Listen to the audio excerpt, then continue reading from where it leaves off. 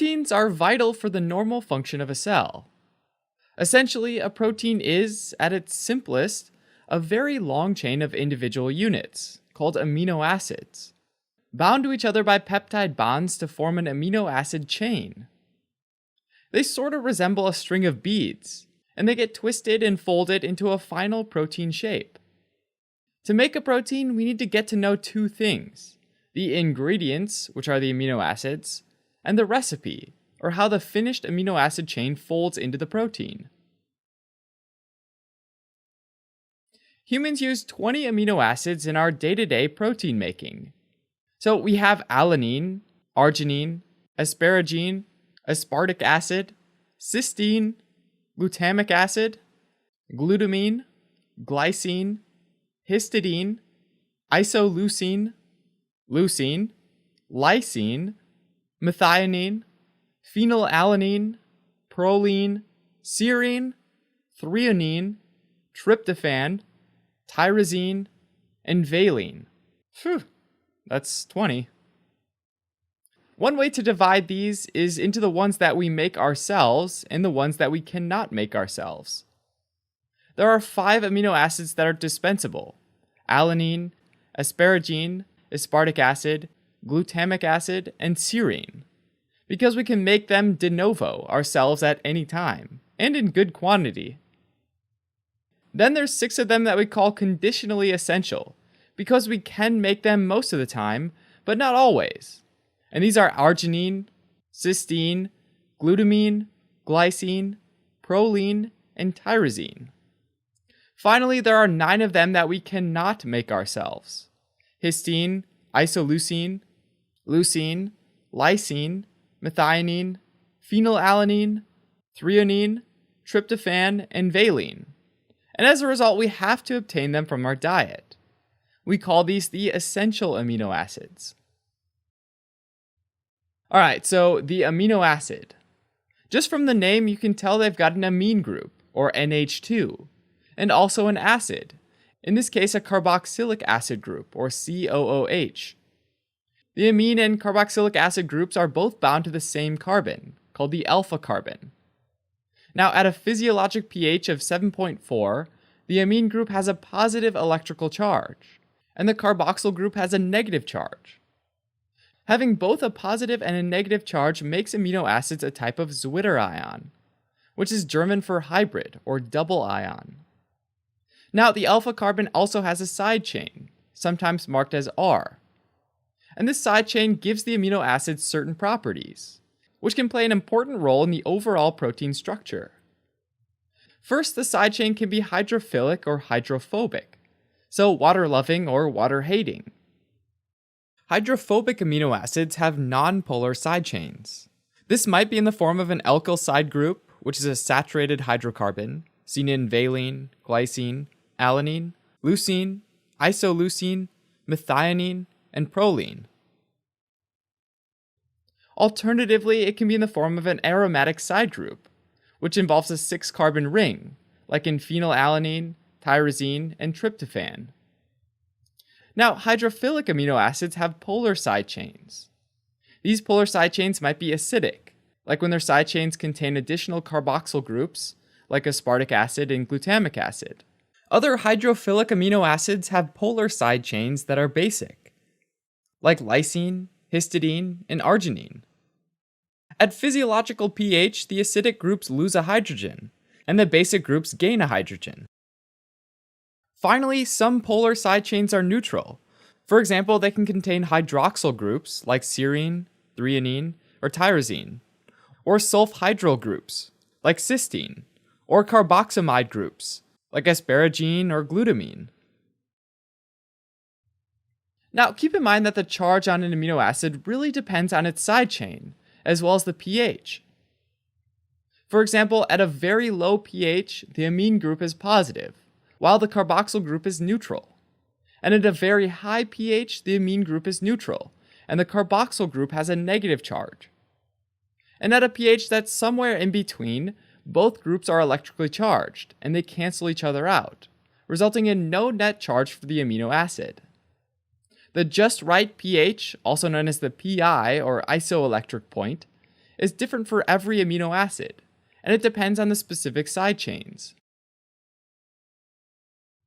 For amino acids to link up in a chain, the carboxyl group of one amino acid has to bind to the amine group on another amino acid, creating a single peptide bond. This is a condensation reaction, meaning that two amino acids are basically smushed together, and the OH from the carboxyl group along with one of the hydrogens from the amine group get released as a water molecule in the formation of an amide bond. While technically being a single bond, it actually has the properties of a structurally stronger double bond, thanks to the property of resonance. Now, resonance is a property of a molecule where electrons get shared across the molecule, while keeping the arrangement of atoms the same. Basically, the electrons from neighboring functional groups in the amino acid are borrowed, and that makes peptide bonds stronger and more stable. So amino acids are, essentially, a carboxyl group, an amine group, a side chain, and a hydrogen all bound to an alpha carbon. Now, there's an interesting geometric property here called chirality, which means that each amino acid can exist in two forms that look like mirror images of each other. These two forms are called enantiomers of each other. We have the left or levo-oriented amino acids, as well as the right or dextro-oriented amino acids. While similar, these are definitely not the same. Think of it like a pair of shoes. Even though they're made out of the same materials and generally look alike, the left and the right shoe are not interchangeable, at least not without a lot of pain involved. As it turns out, proteins are only made out of levo-oriented amino acids. Now, protein production itself happens in cellular structures called ribosomes, which use the messenger RNA, which is essentially a blueprint that tells the ribosome exactly the order of amino acids that are needed. At this point, the protein is just a growing string of amino acids. As it grows, it's either being injected into another organelle, called the endoplasmic reticulum, which will help the protein take shape, or it's being translated directly into the cytosol. Now, the proteins have multiple levels of structure to them: primary, secondary, tertiary, and quaternary structure, creating a hierarchy. As an analogy, think about the alphabet. It can be used to create words, which can make simple sentences, which can further be made into complex sentences. As an example, the letters themselves would be considered the primary structure. Then simple words like exam and hours would represent secondary structures. Tertiary structure would be when the entire chain folds together, maybe making a simple sentence like the exam is in 2 hours. And the quaternary structure might actually be a few peptide chains coming together to form a more complex protein, making a complex sentence that says, the exam is in 2 hours and I haven't slept at all. When it comes to proteins, the primary structure is simple enough. It's just a linear sequence of amino acids connected through peptide bonds, like a string of pearls. Now, the peptide bonds between the amino acids are very rigid, but by comparison, the single bonds connecting the amide functional group of the peptide bond to the alpha carbon are flexible. That allows significant freedom of rotation, and through that rotation, the protein can fold into one of the two types of secondary structure: alpha helix or beta pleated sheets. The alpha helix resembles a spring. The helical structure brings the CO of the first amino acid near the NH of the fifth amino acid. The second CO gets near the sixth NH, and so on. In other words, each of these instances is separated by 4 amino acids. Having the O and H get close to one another allows for a strong hydrogen bond to form, and that makes the alpha helical structure really stable. Beta pleated sheets also rely on hydrogen bonding, but slightly differently. Imagine a neatly folded piece of paper. In beta pleated sheets, hydrogen bonds form between the NH on one flap of paper and the CO on another flap of paper, and these bonds almost hold or glue the sheets together. That makes beta pleated sheets really stable as well. Now, tertiary structure is the overall shape of the polypeptide chain, and it includes the secondary structures as well as other features. For example, 2 sulfur-containing cysteines can bind to form a disulfide bridge. Also, hydrophobic amino acids form bonds with one another and orient themselves toward the inside of the protein. In that way, they avoid contact with water. It's like the hydrophobic amino acids are being a bit shy. Basically, the way a polypeptide chain twists and turns to form its tertiary structure is kind of like the way headphones get tangled up in your pocket.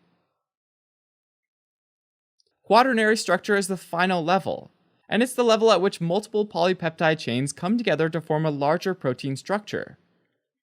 A classic example involves the 4 polypeptide subunits that have come together to form a single hemoglobin protein, which is roughly a tetrahedral arrangement. Alright, as a quick recap, there are 20 amino acids, 5 dispensable, 6 conditionally essential, and 9 essential. The primary structure of a protein is the linear sequence of amino acids. The secondary structure includes both alpha helix or beta pleated sheets, both of which rely on hydrogen bonds.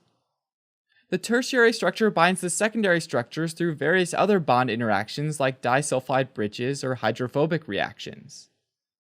And the quaternary structure creates the final shape of a protein by connecting multiple polypeptides in the form of tertiary structures.